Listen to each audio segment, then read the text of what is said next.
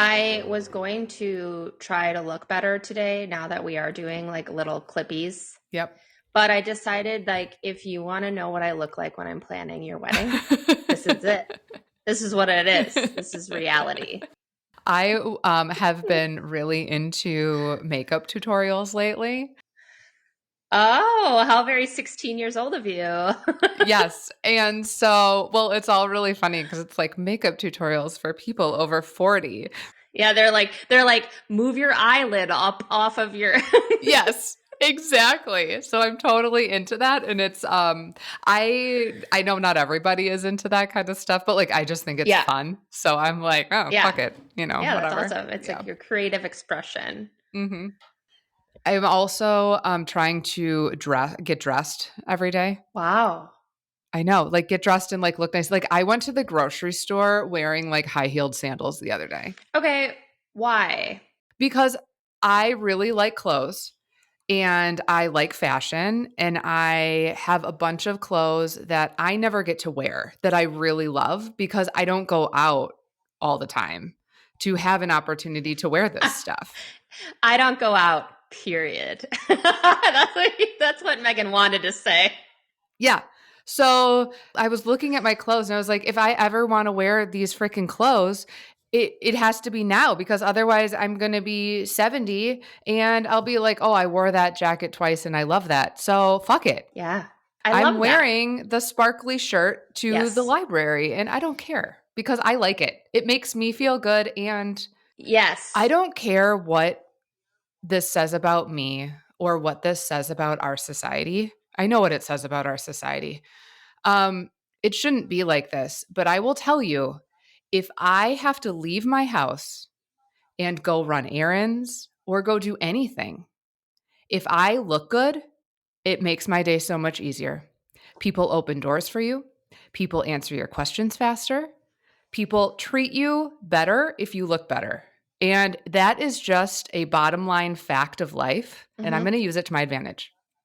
Well, it's also like you have a pretty privilege too. Whoa. I mean, I don't think people don't really think about that, but if you are conventionally attractive, whether you're in sweatpants or not, you do get treated better. Sure, I don't look like this when I wake up though.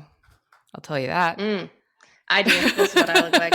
I have to spend time getting ready and like it takes effort to do that too. No, I get it. But okay, I was just going to say, you always like kind of tease me about zodiac shit. Mm-hmm. But right now, collectively, what is going on is this desire to take care of ourselves. And I think that's leaning into that for you. Like it is taking care of yourself. It's making you feel good. It's why like I've started a skincare routine and all of these things. So it's like, I always think it's interesting when everyone's like, astrology. And then you're like talking to people and they're all doing similar things. And you're like, okay, well, it's interesting. Also, this is brought to us today by Collectivo. What if I just post that and say that? Like, yeah, we should. I'm going to post it. I'm going to post it as a clip brought to you by and they'll be like, I disagree with everything that you just said. I'm suing you. This was not brought to you by Collectivo. Well, it was not brought to us by Collectivo, but I will say this. Collectivo is based in Milwaukee. It started in Milwaukee. Yes. And when I moved to Chicago almost 13 years ago, one of the only two things that I was going to miss was Collectivo and Megan. Aww. That was it. Other than that, nothing else. Well, now you got Collectivo. Yes. And then when the first Collectivo came to Chicago, I was like, well, fuck Megan. I'm good. Like, I'm good here. And Collectivo does not care if you come in sweatpants with no makeup or if you come in heels in your sparkly jacket. So they will take everybody. They welcome everybody. I love Collectivo. So shout out to Collectivo. What happened to you this week? What's been going on besides you getting ready to go grocery shopping? I'm like, what did happen to me this week? We have been really into escape rooms. Have you ever done an escape room? I sure have. And I have a story about an escape room, but tell me how it went. Did you get out? No. So we've done it 3 times. And by I mean my kids and Jared and stuff. Right. Ava is super, like she just screams at everybody the whole time because she just wants to be right. So it's really fun being locked in a room for an hour with my 12-year-old daughter. But this was the first time that I did it without Jared because he was busy. So I took the kids and I pretty much told the guy, I was like, you're going to need to give us a lot of hints. And I kept my cool, but shout out to Breakout in Brookfield. I think they do a great job. But we had so much fun. Like, I think a good escape room is like the clues make sense and it's good for a lot of people. Oh yeah. Because everybody comes into it from different backgrounds and education levels. And Yeah. that would be so hard, right? To make it so it's tricky. But we didn't get out, but it was a really fun time, Yeah. more fun than I thought. Although at one time Ava was screaming at us and Miles looks at the camera and he goes, don't worry, she's always like this. Yes. So I used to do escape rooms with, you know how I used to nanny for a family. I've talked about them on here. Yeah. So the youngest, that was kind of one of our things is whenever I would like come back and watch them, like we would go do these escape rooms and it would be Ben and his friend or whatever. The last one I did, let's see, I mean, he just started grad school. So he was still in high school. So it was probably like 5 years ago or 6 years ago. Okay. We go to one in Milwaukee and it's me and Ben and his two friends. And we're going through, okay. And we're in the last room and we're like doing something and the door pops open and we were like, oh, that's weird. So we shut it. And then we like do something again because we have never gotten out. Oh, okay. Yeah. Like, all the ones we've done. So then it pops open again and we like shut it again. And we're like, what the heck is going on? And finally the attendant came and opened the door and she was like, do you want to, like, you solved it. Do you want to come out? And we were like, no way. Which like, if that isn't an example of getting in your own way of success, Right. Shut the door just popped open on accident. I couldn't have possibly have solved the escape room. That is really funny. Isn't that hilarious? Yes. So, too bad we can't do an escape room together and film ourselves in the room. That would be hilarious. Are you not allowed to film yourself? No, because then you give everything away and people can watch it and then, yeah. Yeah. Yeah. Okay. I assisted another planner this weekend on a wedding. Oh. Yeah. How did that go? Well, I ran into one of my all-time industry, like long pet peeves. Okay. But I do think it's funny because I was the assistant. So if you have worked with me as a lead planner and then have worked with me as an assistant to the lead planner, it's like two completely different people. You know, as the lead planner, I'm a bitch. When things don't go well, not a bitch, but I'm like not happy. Right. And when I'm an assistant, I'm like, no problem. How can I help you? You know what I mean? Like and I was like, maybe I can combine these two versions of myself moving forward. But the florist sent only one person to do the flip. Oh, that's a challenge for a large wedding. Yeah. So me and the lead planner, when we saw one person and inquired where the rest of the team was and was informed that it was just this one person, not happy. Yeah. So I ended up becoming a florist. And again, because I wasn't the lead, I was like, you're going to handle this later, right? And the lead was like, absolutely. And then I was like, okay. And then I was like Mary Poppins, like flipping the room. I'm like, right. You know, but one of my biggest pet peeves is when a smaller event, let's say, this was only like 120 people. Mm-hmm. When a smaller event is looked at as not as big of a deal by vendors and not properly staffed. If you sign on to do any event and you're a vendor and let's say to you, this might be a smaller budget event, I don't give a shit. Yeah. If that's how you think of it, it needs to be properly executed. Yeah. If you took it on, definitely. You agreed to it. Yeah. Yeah, but sometimes you do run into that attitude and it really is frustrating to me. It always has been. Because as you know, when I started, I mean, we were doing very, very budget-friendly weddings. Oh, for sure. So I've like lived through it and kind of moved up levels as I've gone as far as budget goes. But still, it's just like, if you agree to do the work, they should get the same attention as every single other wedding you're doing. Yeah, I agree. That happened to me actually, I think last year. one person, smaller wedding, sent to do the flip, and they had no idea what was supposed to be where, and I essentially was like, "Just let me do it," and I, like, was in charge and just Mhm. kinda did it. I Mhm. found out later that the girl was a little hungover that day too. So, I mean, it was like the perfect storm. All was well, I fixed it. It just makes me wonder what happens when people don't have planners there. I know. For real. Like I like yeah, I don't know. But anyways, it was fun. I do like to assist because I do fewer weddings now and it yeah. is just a totally different attitude. Well, right. It's like photographers who have their Yeah. second shooters. You talk to the second Yeah. shooter a lot, and they're just like, "Oh, I'm really happy to just be second shooting today because it takes the burden off of you." It sure does. Yeah. You're like, "I don't know what the timeline says. You want me to do table numbers? Sure." I know. I was like joking with the venue because I've worked in the venue a couple of times, and this planner, it was her first time. So they kept asking me questions just out of like familiarity. Yeah. And finally, I was like, I don't know. Stop asking Right, me. right. I'm not being paid to know. Yeah. Yeah, exactly. Yeah. Exactly. But it was nice to do that. Oh, that's fun. Um, anything else? Do we have any business? Do we have anything else we need to talk about? Or are we just going to jump into today's topic? I think the only business we have is the trip is still available. Just reminding people that are if you are interested, I'm going to post something Mm-hmm. else about it. I'll probably post every couple weeks now as we're leading up, just as a reminder. This is crunch time. Yeah. But anyways, very cool. Okay. So today's topic I brought up to Megan because I was like, I really want to talk about this. And it stemmed from a post that I saw on Instagram. Mm, And it was like it was definitely, I think, the person who posted it's a couple getting married, but she's like an influencer, and I think the post did exactly what she wanted it to do, which is to cause a little ruckus. yes. That's how you get comments and likes and yeah, it drives up your algorithm. It sure does. So Yeah.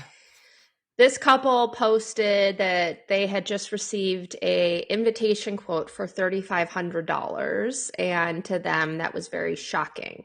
Mhm. And the comment section, of course, was full of people defending that price, stationers like explaining why it costs that much. Some people saying, like, that's a deal, you should be happy. And some people being like, that is ridiculous. I did my invites on Canva for $200, whatever. Right. But one of the comments that I saw, which is a sentiment that is shared sadly by a lot of people, one of the comments was the wedding industry should die a cold, hard death. Hmm. Right? And so Okay. I just was like, I read that and I'm like, okay. That person's having a bad day. Well, that person for some reason shares a thought with lots of people. Mhm. And that is that, like, I mean, the topic today is, and if this might surprise some people, so maybe everyone should have a seat. Is everybody sitting down? Great. So the wedding industry is a for-profit industry. Mhm. It is. We are all businesses. It's a business. Yes. Trying to make money Right. and pay for our groceries Right. and my clothes addiction. We live in a capitalistic society. Mhm. Like, I mean, I wish we didn't, but we do. Right? Wouldn't it be great if we all just shared resources? No. I mean, am I a communist? Probably. Oh, wait, is that what that is? I don't know. And the reason I said no is cuz I like my stuff. Well, so the wedding industry is a business. Yes. And like any other business, there are budget options, there are mid-range, there are ultra luxury, Yes. there's everything in between. So just because this is an industry that involves emotion, Mhm. a lot of emotion, Right. does not make the wedding industry a charity. We are not a charity. Yes, and people go into it and they think I'm getting married. People should be so happy for me. They should just give me certain things because this is my wedding. Right. And we touched on this, I think, on the last episode. Obviously, this has been brewing in me a little bit, but like, just because you are engaged to somebody, like just because you found someone you love and want to spend the rest of your life with, and you have gotten engaged, doesn't mean you're entitled to a big fancy wedding. I mean that the two things are not mutually exclusive. Right. Is that the right phrase to use? I don't know. It sounds right. Yeah, keep it in there. Um, so it's that those are two separate things. Right.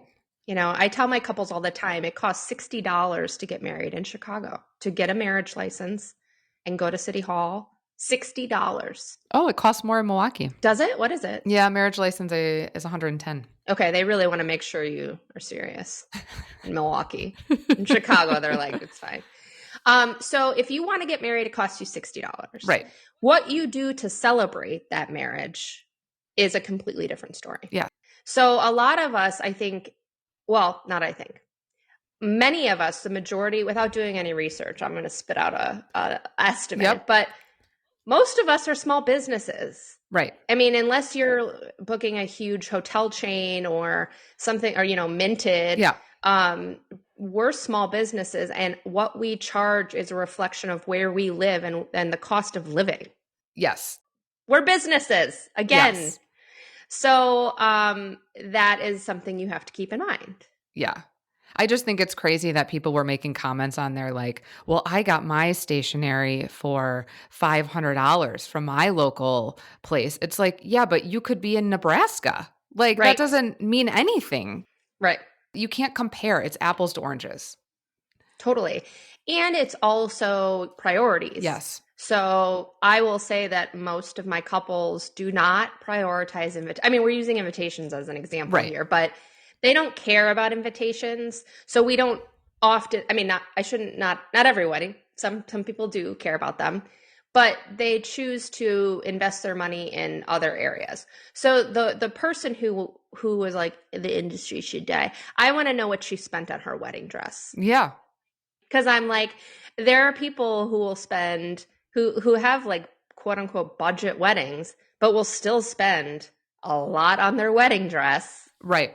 And then are going to go and pick a fight about what people spend on their invitations. It's like everyone is going to prioritize what matters to them, and they're going to invest more money in those areas. Right. So do you have some things, I know you saw this online, but do you have some examples of things that have happened to you where you feel like you've encountered this attitude in your day-to-day? Oh God, all the time. I mean, I don't really do consultations anymore because I'm like, you know, I don't book weddings as much anymore. But I feel like for the past 14 years, having to explain my value was just part of the consult process, you know? Mm-hmm.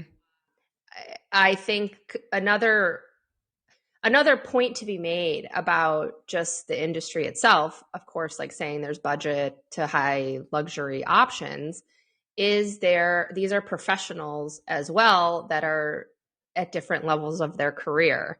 Right. So when I was just getting started, I wasn't charging what I'm charging now because I didn't earn that. Right. You know, so now what I'm charging, what you're receiving is a very seasoned professional who has seen it all, has navigated it all. And like, that is what you're paying for. Right.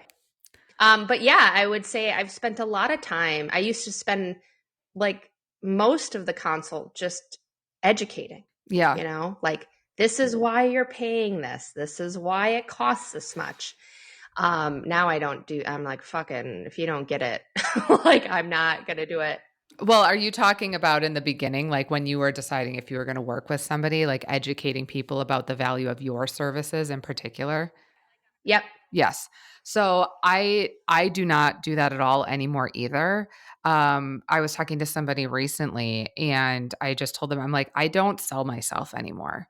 I don't ever try to sell myself to anybody because in my 15 years of doing this, the clients that I have tried to sell myself to and who I have ended up working on that wedding, that is the worst relationships that I have had.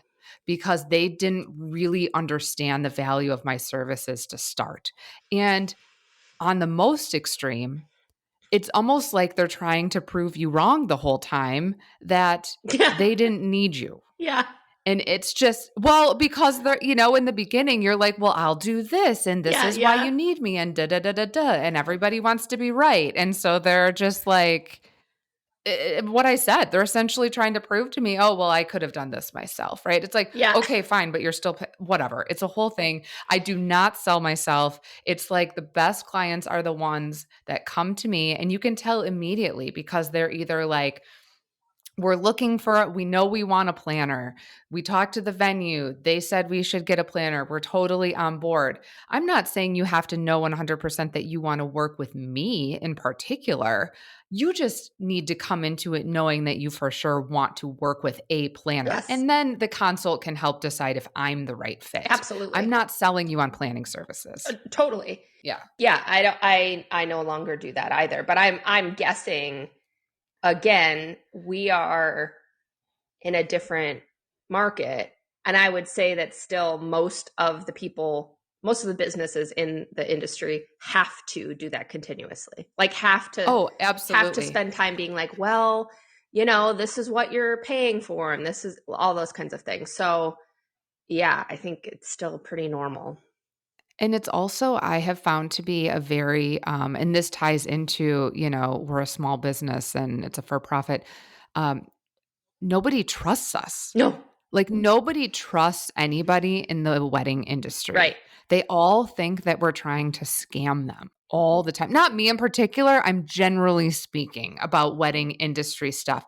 hmm Well, it's like an evil perception, right? Like we're like out to get them, and I think that's part of the problem. Part of the problem is like we don't value creative labor in our society, or like even in the global market, right? Like Yeah. creative labor or mental labor is not seen as like useful when like there's a lot of that go. We've talked about this Yeah. in the shower, in the car, at 3 a.m. when we wake up and have to email ourselves something. Like Right. that's what you're paying for. I remember when I had people working for me and we were talking about increasing, like I was thinking about increasing my prices, and you go back and forth about it. Like you feel guilty about it. Yeah. And she pointed out like they have access to your brain 24/7. Mm-hmm. Like even if you're not answering emails at a certain time or meeting at a certain time, Right. their wedding is in your head constantly. Right. And that's part of what you're paying for. Yes. Because these people would be really upset if that wasn't the case, but they don't realize that. Right. And if you line itemed that, they'd be like, well, we don't really need you to think about our wedding while you're in the shower. It's like, well, I would love that too. Right, exactly. Or like when we say we're not answering emails if we're on like a trip or something, we're still thinking about stuff most of the time. Like rarely can I ever completely turn work off. And I think that that's common for any business owner. Right.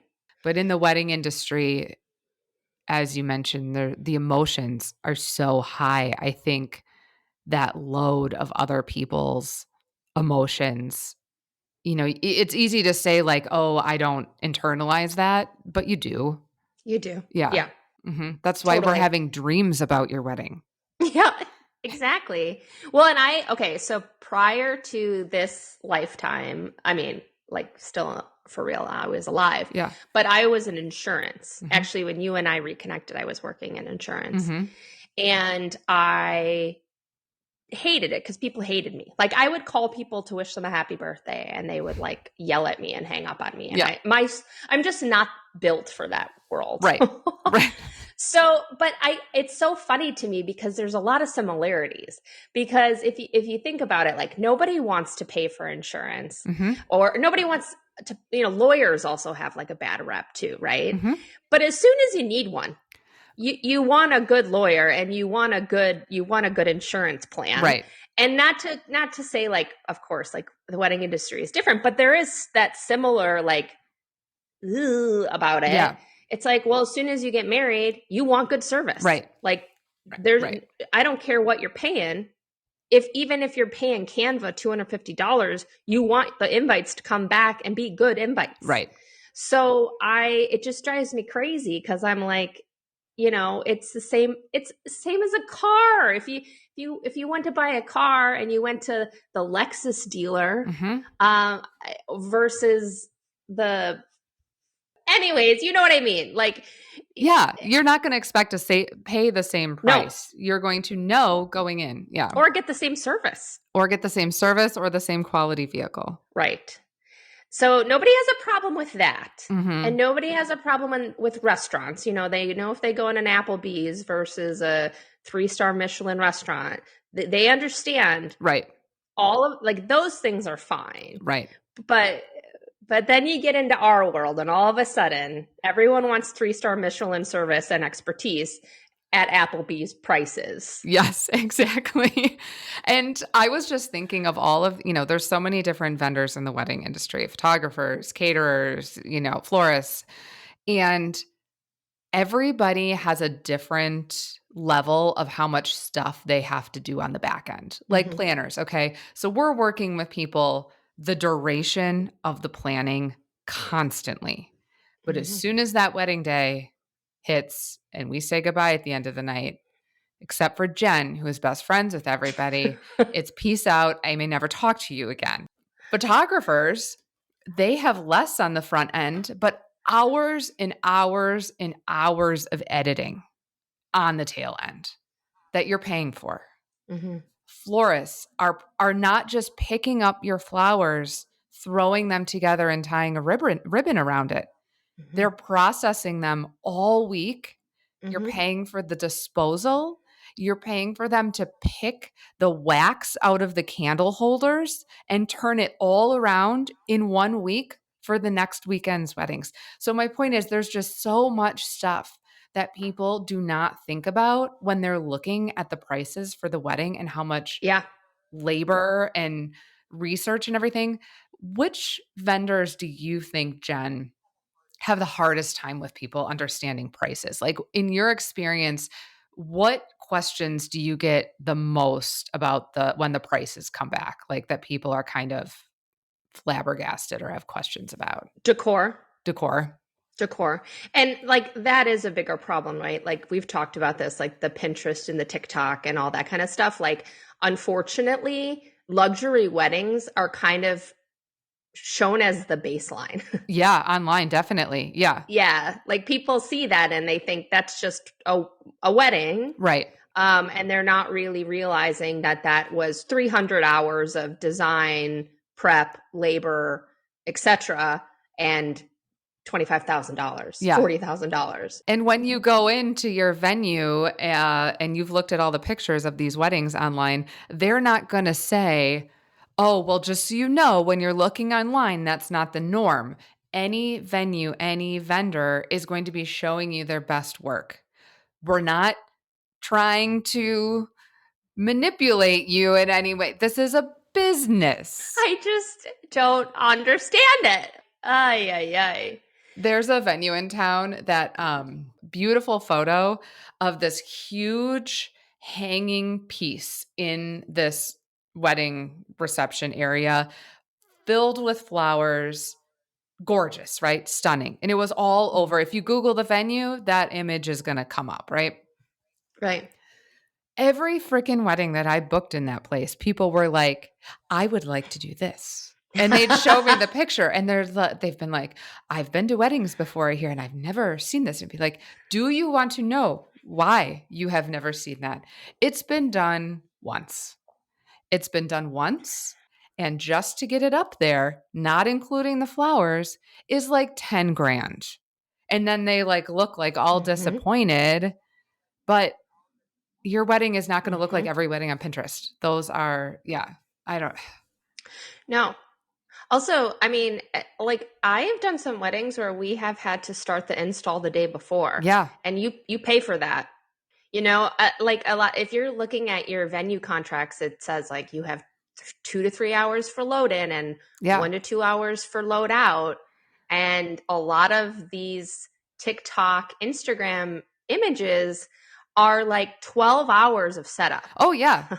Especially think about a hotel. If you're renting a ballroom space, a lot of those hotels will still try to book like a corporate breakfast or something in the morning or a luncheon. So if you know that you want an extensive decor setup, you need to talk to them on the front end and make sure that you have the entire day blocked, or you're going to get so far into your planning and be like, "Oh, well, my draping, team needs to come in at 11 o'clock." And they'll be like, they can't because we have a luncheon that day. Mm-hmm. Yeah. So, Would you say that's the same that your clients find the most like shocking is decor? yeah, I would say any sort of decor stuff. And I think it hits harder because all of that stuff is optional. Mm-hmm. You don't need it. So they know that they don't have to spend the money on it. Mm-hmm. And that's hard Yeah. because they have to, in their mind, somehow justify Mm-hmm. why they're going to spend these prices on that. Yeah, and it's interesting for me because I'm definitely a planner that is pretty. I love decor, but I'm not like decor heavy. I'm not a decor heavy planner. I'm an experience based planner. Like, I would Sure. rather my clients spend money on the things that are like experiential. Mm-hmm. That being said, there's a lot of things that like I do now just my clients have budgets where I can say like, yes, doing a wash on the bars is a good thing because Mm-hmm. the bars are in on the far ends of the room and Yep. we don't want them to get lost, Yep. and so having a nice wash on them, but of course not necessary, Right. right? Right. We don't need a wash on the bars, Right. but there's things like even like with decor in that element that I'm like, I plan from that point of view of like, I know you don't need it, but Right. these enhance the experience and make things like look better. And that's 12 grand Right. And nobody's trying to just for swindle you. lighting the bars and the Right. pin spotting the tables.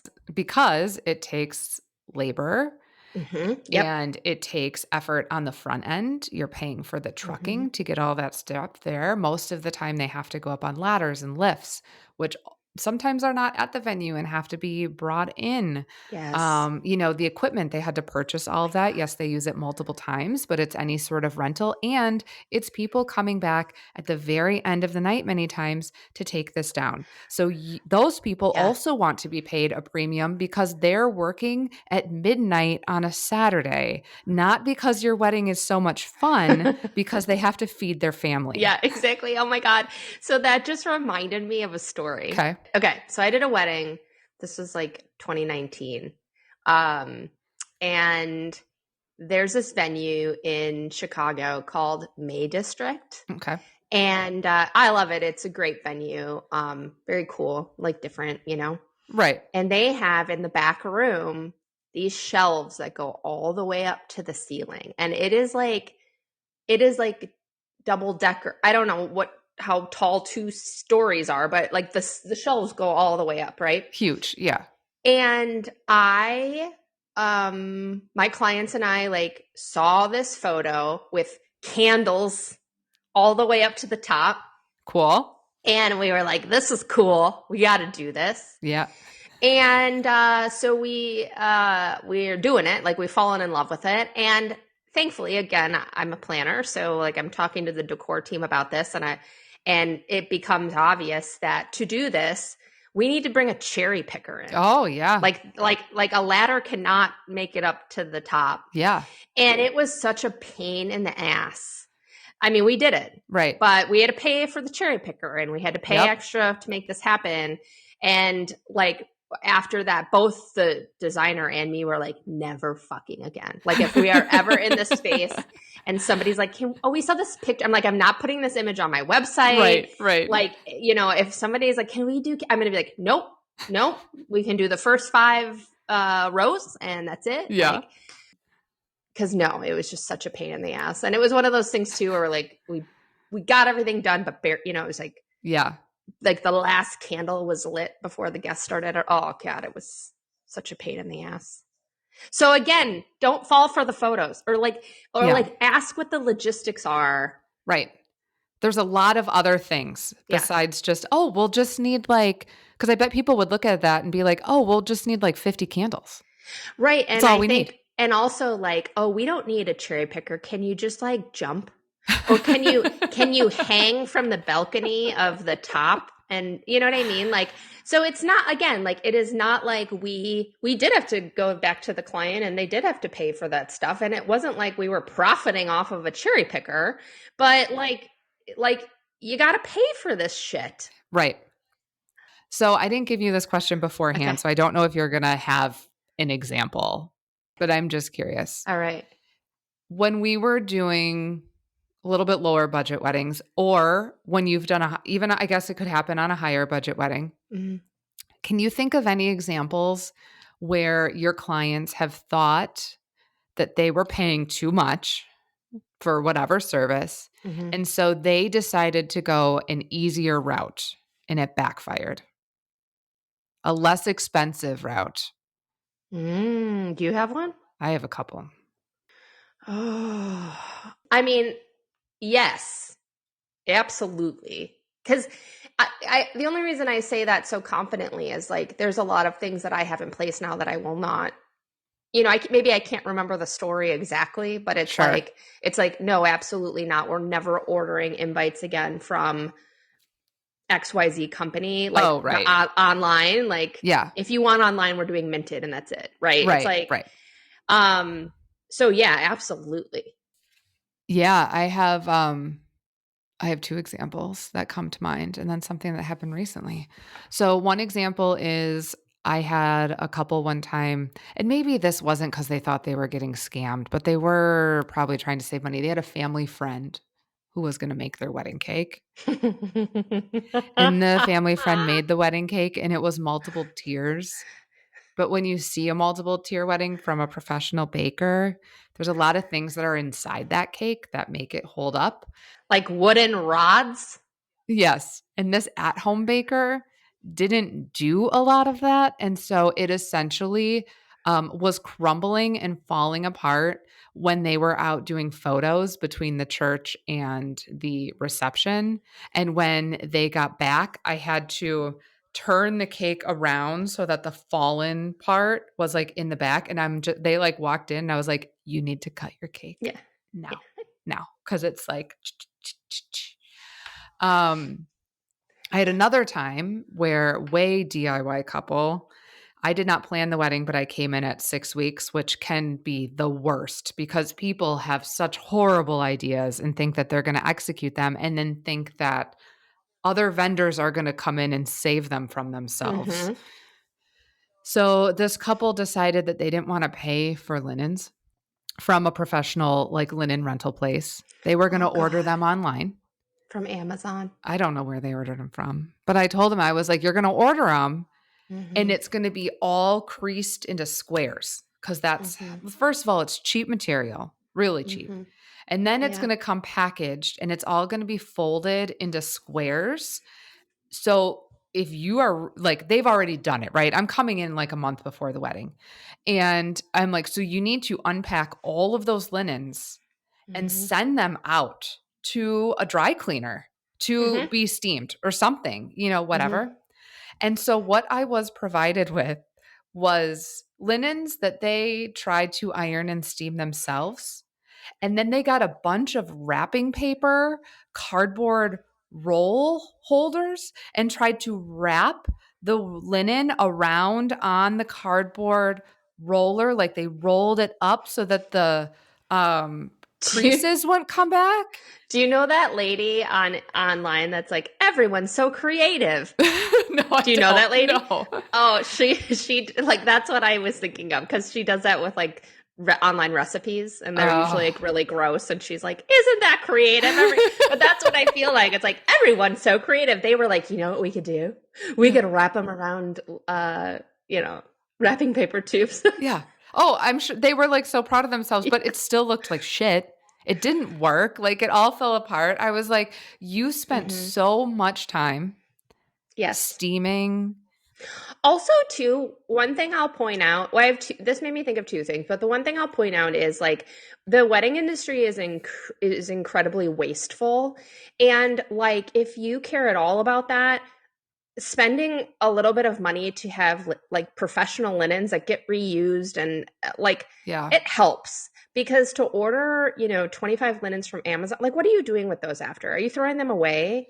Like nobody's going to use them. Right. Like I just think about that too. Like to help make your wedding just a titch less wasteful, Right. just use rentals. Yes.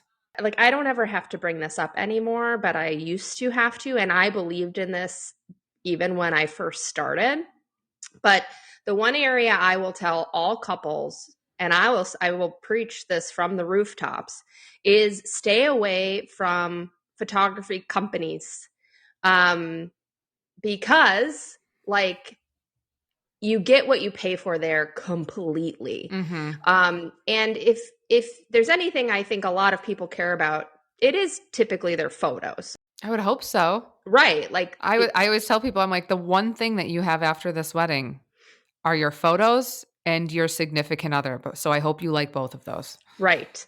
So a lot of times you'll see these things that are too good to be true. If a Mm-hmm. photography company is offering you like 25 hours of coverage and a photo album and you get it all for the hot price of $9.99, like that is a problem. Yes. A lot of those companies, you don't even know who your photographer is until they step foot on your wedding venue site. They don't either. Correct. They source people. They don't have Yeah. No. Mm-hmm. So I will say it. I think those companies are a scam. Like if we are going to say Right. give anybody a little bit of like, are there scams in the wedding industry? Yeah. Sure. That to me is one of them. They're a middleman. They're finding the photographers who have their own businesses, who don't have anything going on that weekend, and they're facilitating bringing somebody in and shooting Yes. your wedding. And I will tell you this too. There is a photographer born every second. Yes. So do the work. If you don't have a planner, do the work, do the research. You can find somebody who will spend 8 hours with you on your wedding day and probably only charge $1,500 because they don't know any better yet. Right. And they don't have any experience. So you're taking a little bit of a gamble, but if they have a portfolio and you like their images, you like them, Yeah. I would say take that gamble over the group company. Yeah. You know what I'm saying? I mean, heck, even you went to a photography class the other weekend. I mean, I could do it. Jenna, no, you can't. I could.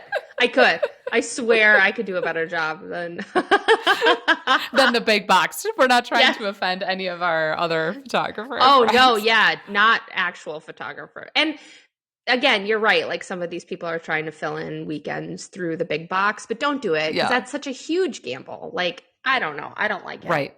At least if you hire one, like a standalone company, you get to know them. You're going to know them before the wedding. When they show up, you're going to feel comfortable around them. Yeah. So anyways. So I think to kind of wrap things up, I thought of a little piece of advice, which seems like common sense, but I just want to put it out into the universe for anybody listening to this. If you're getting married and you don't have a planner to explain things to you, and you get an invoice back from a vendor and you're looking through it and you don't understand what some of the costs are or like why the labor charges are so high, before you get all riled up and try to think about how you're going to do it yourself or how your Uncle Paul is going to start, videotaping the ceremony to cut out those 3 hours, or how you're going to load up your family vehicle with all your stuff and take it back to the florist yourself. Have a professional and calm conversation with the vendor and ask questions, because 99.9% of the time, they are going to explain to you why that cost is the way that it is. You are going to understand that that is most likely reasonable. And if you don't think it's reasonable, your first reaction should not be to try to do it yourself. No. And also, I want to say one more thing because it really, like, I always just think it, and this is my platform to say it. Mm-hmm. I never come into your office and tell you you shouldn't get money for what you do. Right. like, Right. like all these people who are reaching out to wedding vendors most likely have a job. And I always want to be like, could you imagine if like we turned the tables on them? Like, well, what do you do for a living and why do you make 80 grand? And do you really do enough to make 80 grand? Right. You know, Right. tell me why you Right. think you make enough to make 80 grand. Because it's just so obnoxious to me that a lot of people think because we plan fun parties, that it is not hard, difficult, stressful work. Right.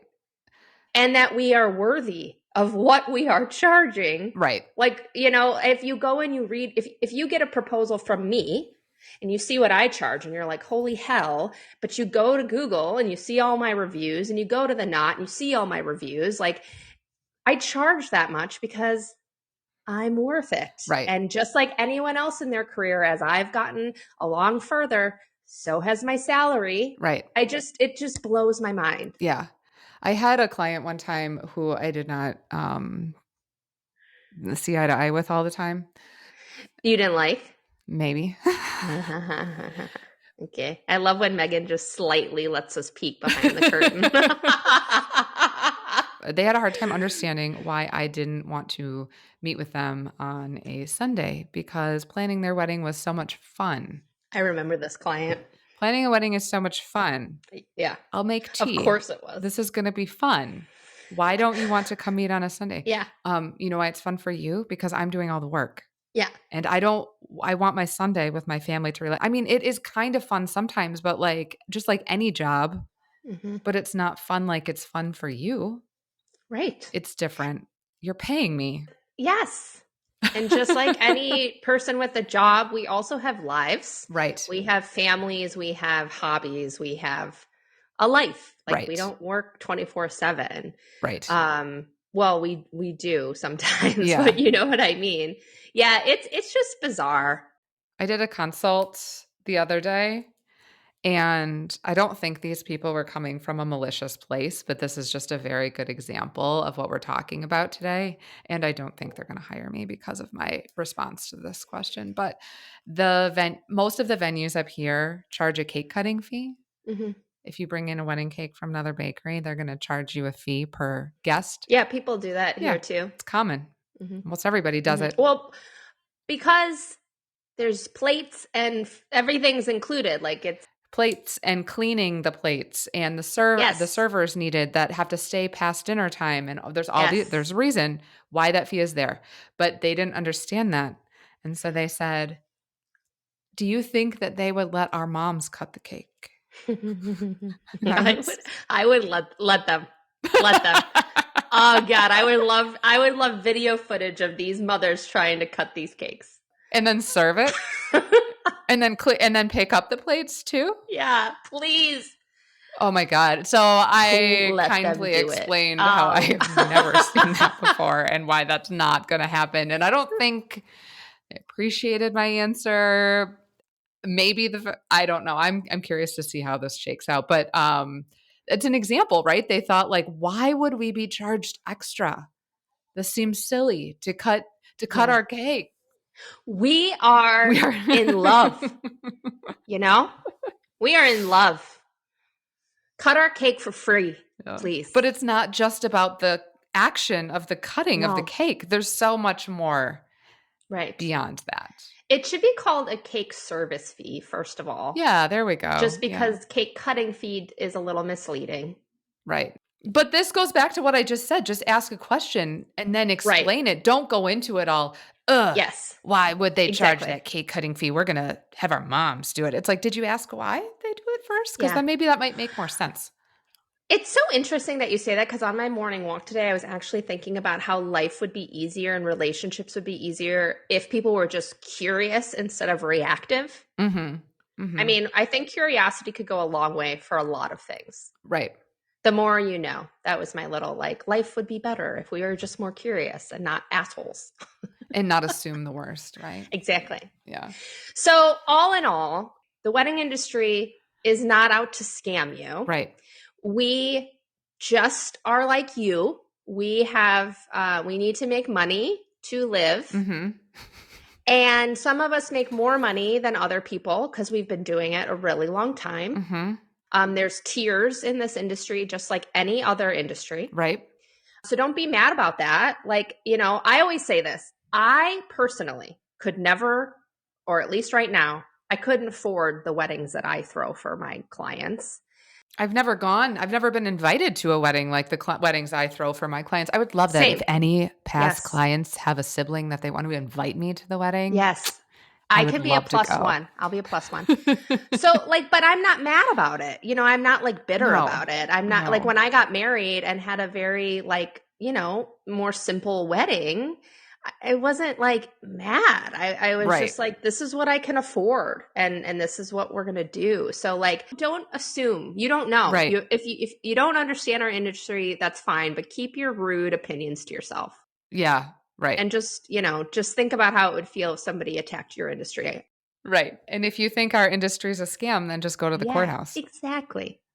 Yeah. Yeah, you tell him, Megan. Boom. Mic drop. Okay. Well, this is good. I needed to get this out, so thank you. Yeah, no problem. Yeah. One big vent. Yeah. But, just like all of our vents, hopefully helpful too. Maybe. Yeah. Maybe not. But we're probably just preaching to the choir. Yeah. But if you agree with this, share our podcast. Put it on your little Instagram. Yes. And tell people to listen to this. Yes. That would be amazing if people shared our podcast. We're on TikTok. I gained an extra follower, Jen. Did you? Yes. I think this fall is going to be good for the Planner's Passport. All right. Putting it out into the universe. Yeah. Anyways. All right. Well, I'm going to go do my stupid job. All right. Me too. Okay. Bye. Bye.